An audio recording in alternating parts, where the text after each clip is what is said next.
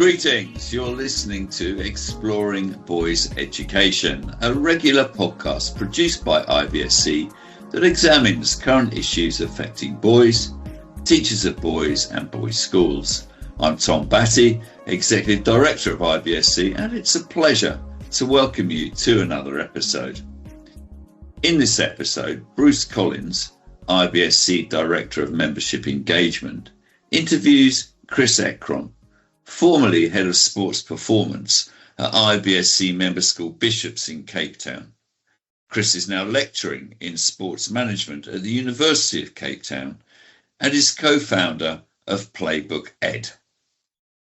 As we know, sport plays a big part in the development of boys and in boys' school life.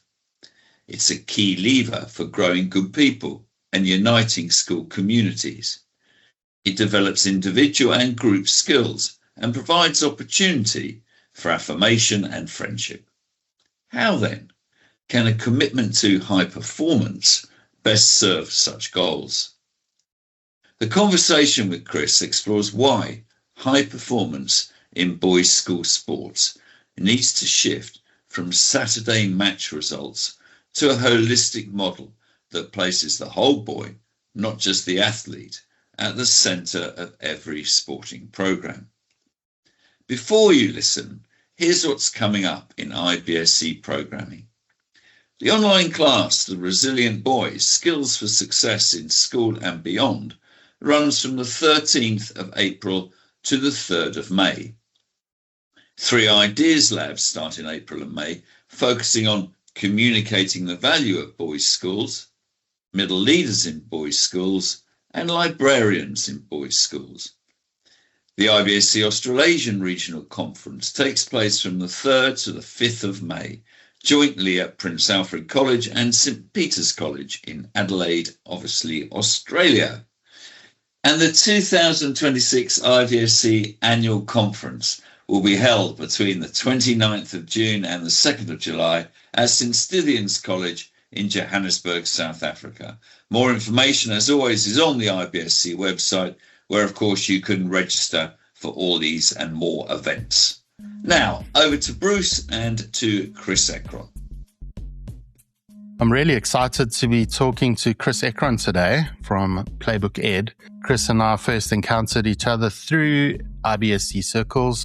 Chris was at an IBSC school down in Cape Town. Bishops, many of you will know the head there, Tony Rila, who was on our board for many years and the vice chair for Africa. And so it's really wonderful to be catching up with you today, Chris, and to be speaking about this important topic of the whole boy and how we redefine high performance sports in boys' schools to kind of be a foundation for educating the whole boy. And, you know, your academic work and all of that really ties into this.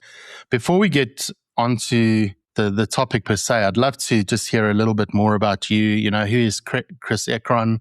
What is Playbook Ed? Maybe something about your time in boys education and the importance of sports, obviously, and then we can dive into some of the nitty-gritty. Thanks, Bruce, and really appreciate the opportunity to discuss a topic that, as you know, I'm very passionate about. I'm someone who's extremely passionate about helping the youth reach their full potential and become impactful leaders in society. And I think by combining the power of sport and education, we can really maximize the youth's development and in boys, in particular in schools. And I've been a teacher, as you mentioned now, I've been a mentor, I've been head of sports performance, and as well as the scholarship and bursary program at Bishops in Cape Town. And at the end of the last year, I made a brave call to leave the schooling environment to start lecturing sports management at the university. And as you mentioned, co-founded Playbook Education, or ED. I'm a few months away from hopefully also completing my PhD, which focuses on sports scholarships development in schools. Playbook Ed came from the time spending in boys' schools, these conversations at the IBSC, obviously around my studies. And it's really about looking at the overall student and not just the athlete. And it's looking at how we create a holistic, high-performance environment for the whole school. So not just your A team, but also your E team.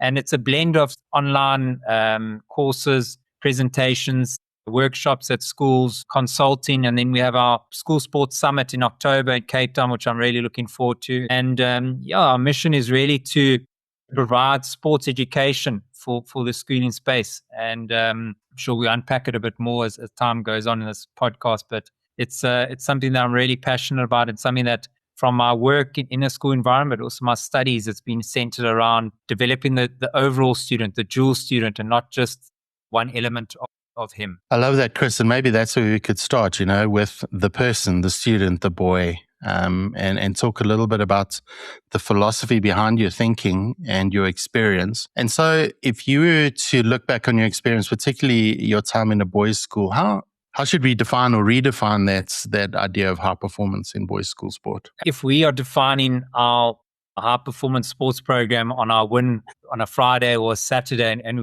we're not actually focusing on the week, the process leading up to the Saturday or Sunday, I think we're losing a big educational moment for the student. Absolutely, we want to win on a Friday and a Saturday, and I don't think we must take that away. Boys are competitive. We want to win, but I think we've got to look at the smaller wins, the process wins during the week. And those are, to me, the power of where sport and education can come closer together and work together. If we're so fixated on just the Friday or Saturday, we're losing what sport is meant to be in a boys' school. And our focus and the way we coach and the way we train will be all focused on just that Saturday result instead of actually developing the boy, the character of the boy, and making him a better person overall. So, if we really focused on just that and not focused on developing a boy who's resilient, who can cope with the pressure, who can cope with the disappointment, then that to me is what high performance actually should look like in a school environment. And there's deeper measurements. If a student actually comes back to that particular sport the following year, if he continues plays it, if he's enjoying it, then I think those are true definitions of high performance. It's more looking at those process wins. That triggers a little thought for me, Chris, because in IBSC circles, as many people know, we rely a lot on research done over many years around the connection between relationship and educating boys and how boys value that relationship. And in fact, in the most recent research we've done with Professor Andrew Martin from the University of New South Wales, the importance of belief in a boy, whether that be on the sports field or in the classroom. Boys around the world are saying that's a real marker of their thriving, not just success, but thriving. I've heard you speak about relational coaching and building a relationship in the coaching environment. How does a coach step into that space where that trust is built on the field so that the broader education that you spoke about can actually happen? It starts with the corridor chats, in between classes, the quick word at the dining hall, in the boarding houses. You've got to really invest in these boys. You've got to understand who they are beyond just on the sports field. And if you can really spend 30 seconds just checking in, how did that test go? How's your parents doing? Those things build trust. And it's looking at the person beyond just what they provide for you on the sports field. I think we've got to do exactly what we say. And that to me is sort of a basic human need. We need people who are reliable, and boys are no different. They need to know that if sir says or ma'am says that they're going to do something, they're actually going to do it. And that to me is an important element that I really push hard on to coaches. Boys don't like when people fluctuate, when they're sort of not sure what mood coach is going to be in when they arrive. Be consistent. So those are, to me, are elements of trust. But I think the corridor chats are vitally important. And something that I think we're seeing a lot more now is guys just coaching sport and not understanding what's happening in an actual school, in between the corridors, in between the classrooms. And that's a big part of the student's life. What happens in the boarding houses. And I think those are the parts that we've got to push hard in sport, is not just looking, again, as the athlete or the sports person, but the overall picture. I sense there's a movement in boys' schools, certainly, that I've had conversations with to reconsider this idea of only having professional coaches in sports, but to develop that teacher-coach model where boys are encountering teachers both on the field and in the classroom, for teachers to be the ones who are connected in those extracurricular and co-curricular opportunities. I did some research before we jumped on this interview, and I love the 4 key pillars you speak about, that schools develop those 4 key pillars that boys don't just boom, they flourish. I think those are the words you use. Those the pillars of academic, physical, psychological, and social growth. Why is it sometimes difficult for boys' schools to find balance in that regard between those 4 pillars? That framework is something that I'm currently using as part of my PhD work, and it's a theoretical framework from Professor Paul Wylleman from Brussels. And someone whose study that I really admire at the moment is Dr. Fionn Thompson from Leeds University, and she looks at sports-friendly schools and looks at the student athletes' development in that, and what are the pros and cons to that. And those 4 pillars have really shaped the way I look at sport and education, and obviously thanks to those researchers to putting the work out there. To me, I think it is very difficult to get that right. Boys are getting pulled in so many different directions. You look at term 1, and I'm talking particularly maybe in a South Africa context, but they'll have their summer sport and then they're already starting pre-season for their winter sport. They've got tests. They may be involved with athletics day or athletics week. They might be involved in a play. And I think to me that the biggest challenge around that is that we've got to create an ecosystem of communication between the different role players. So, not just the one coach, but the winter coach, the strength and conditioning coach, the academic. And if we try to put the boy back into the center of every decision we make, and we schedule things around that boy or those boys, then boys can achieve in all 4 of those pillars. But I think what often happens is those silos between the different coaches or the different departments within schools, and then the boy gets pulled. And I think that's very unfair on a boy to be able to be put under pressure of, I go to this pre-season gym session or skill session, but I've actually got a cricket or water polo practice. That's not fair. And as adults, I think we've got to step up a little bit and start looking to manage the student at the center of all these elements that he's involved in. Exercise that I love doing is just sitting down with the boy and say, okay, let's draw up your schedule from Monday to Sunday and actually look at how much free time you have just to be a boy, just to chill. And it's an amazing exercise to see how much these kids have on their plate. And we've got to seriously look at those 4 pillars, because I think if we develop boys in those 4 pillars, the likelihood of success is more, there's more chance of that happening instead of just looking at one element of their development. If schools have someone like that who is really intentional on doing what you've just said, looking at a boy's kind of schedule, and then, I love that you spoke about communication, because I know how it is, as an English teacher, I would, you maybe pile on the homework like I did, or, the essay's due tomorrow, but the boy's got, he's, like you said, he's running 100 meters this afternoon, he's singing the choir festival tonight, and then when does he actually do that? But someone who has oversight over what that boy is doing in every facet can quite easily become the sort of hub of, hey, let's put the boy first. Another tension that I've seen in the school environment is the pull between parents, coaches, school staff, school leaders, your director of sport, whoever it is. There's almost in one sense, in some cases, that these sort of competing outcomes from all those role players.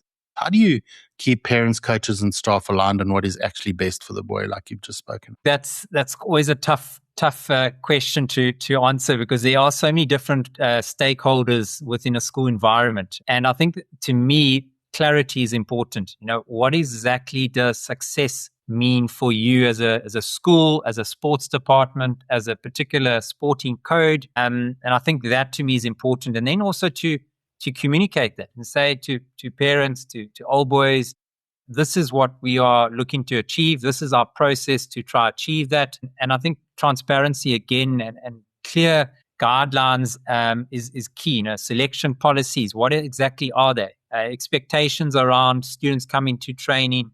If they don't come to school on a Friday, they're not going to play on a Saturday.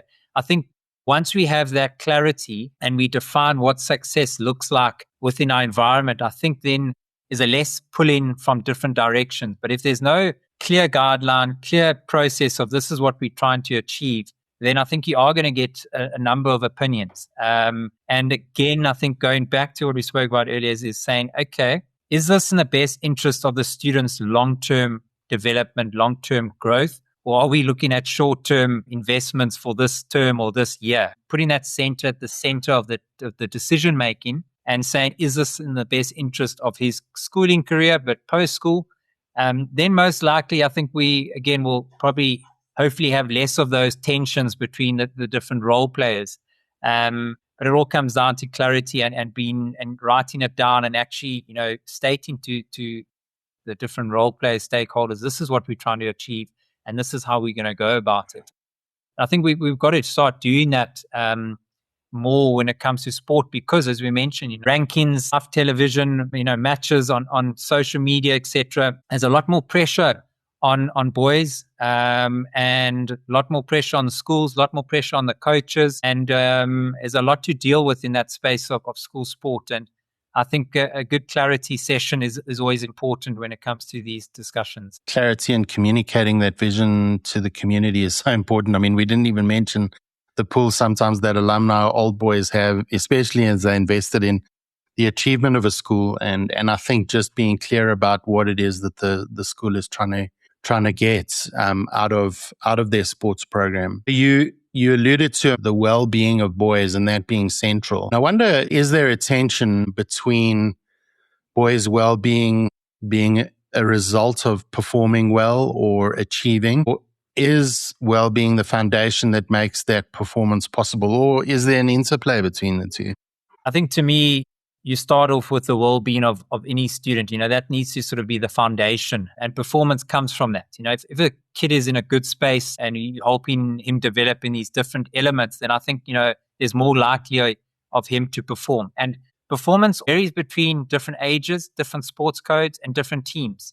Absolutely, your A team and your first team, you most likely do want them to win on a Saturday. That's sort of they're the top of the teams in that. But how does it look for a C team player? How does well-being look for them? How does performance look like it for them? And as I mentioned, Dr. studies is really interesting here, is that she speaks about that when schools intentionally structure timetables, they integrate training into the school day, they offer proper academic support, pastoral support, then students' mental health and resilience are better. And even when things are, they've got a higher workload, when they've got those necessary foundations of support, they're most likely able to flourish and able to perform to the best of their ability. And I think that's the key, is that we've got to develop students to be the best that they can be, because not every kid's going to play a team, not every kid's going to play for the Springboks. But we want to develop him to be the best that he can be. So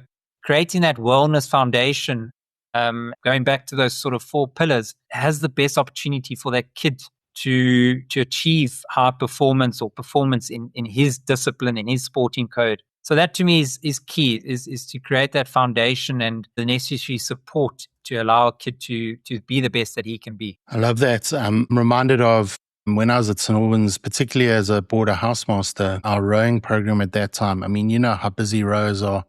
Anyone who has rowing at their school know how much time that takes up, particularly in our case where at St. Albans, where boys had to travel to the dam and the boathouse before getting on the water and often doing early morning training and all that. But we had a director of rowing at that stage who really saw the holistic development of boys as part of that program. And so regardless of how busy those boys were, I always marveled at the fact how they seemed so grounded. They knew what they had to do. He helped them plan their academics and shuffle some things around their program. There was real pastoral support in that space.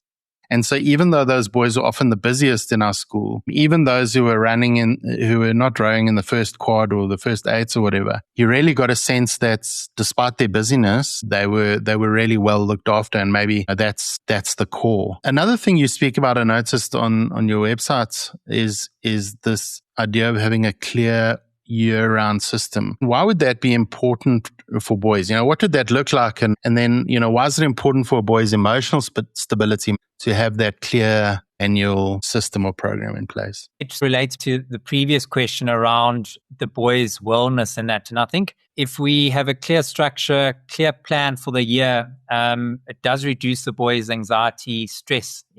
Boys at busy loads in term one. How does that look for them? What does the test sessions look like? When is the pre-seasons? And that reduces the anxiety and the stress, and having the sort of a 365 plan of what's going on in the school, not just what's going on in your hockey fixtures or your rugby fixtures, but the overall package and which boys are going to be involved where. And I think if boys are aware of that and they know what's coming up, that does reduce stress. And you refer to the rowers, and I think that also comes back to them being very disciplined athletes and also learning time management. Those type of skills we've got to incorporate into our classrooms, into our sports sessions. And I think that helps with emotional stability and helping them deal with the pressures. And if you have that clear program of how this is going to look and maybe incorporate, sessions into your practice or into, open period or during lunch where you talk about time management, managing the multiple sports that these kids are playing.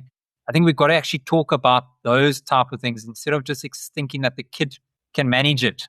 Otherwise, again, they're going to get pulled in different directions and they're going to sort of go into that fight or flight kind of state where they have anxiety outbursts and maybe even withdraw from playing the sport just because they weren't managed and looked after. And it often comes down to us as role players not communicating clearly around that overall school 365 plan, not just the one sport, but the overall academic, cultural plan. To me, that's vitally important for them to be able to visually see what the year kind of looks like, helps them plan and helps them structure things going forward. What a fascinating discussion. And I'm just struck how everything comes back to the boy not being a commodity for the school, but the school being there to care for and shape and support the boy. Some kind of shorter, maybe quick fire questions to end with. When you observe a sports program in a school, what are the first signs that tell you if the culture of that sports program is healthy or not? The way that they treat the non-heroes, the C and D team,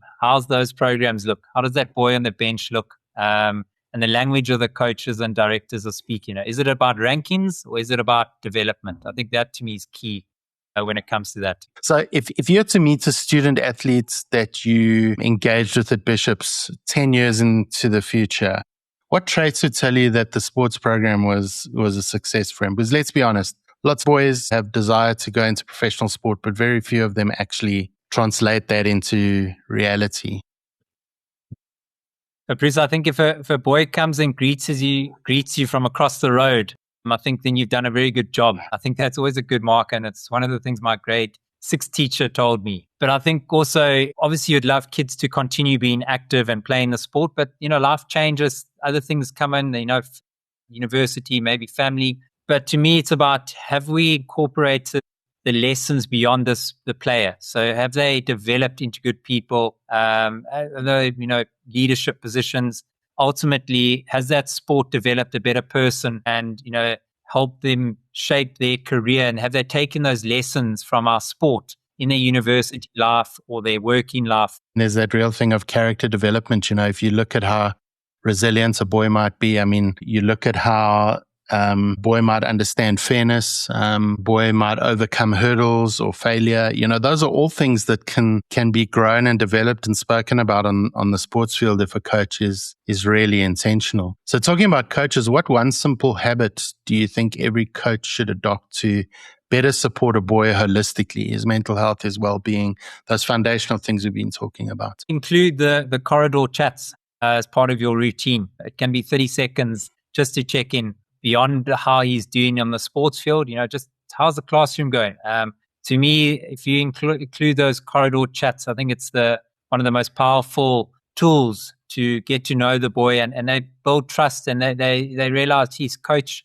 actually cares about me beyond just performing on the sports field for him on a Saturday. So then, as we close, Chris, this has been a wonderful conversation, but in your experience and the insight you've had into sports at boys' schools, if you could change one common practice in boys' sports right now, what would that be? Shifting our language to focus on process wins, and not be so obsessed with early rankings or labeling a boy as an 18 player or not good enough far too early. I think that quietly pushes boys away from the particular sport, and I'd sort of replace it with more of a longer term sort of development, more rotations in younger players, broader squads, honest conversations around selection, what you got to improve on. So to me, focus more on the process wins in the week, instead of the Friday night or the Saturday wins, because those are where the real educational moments happen and can be implemented and can help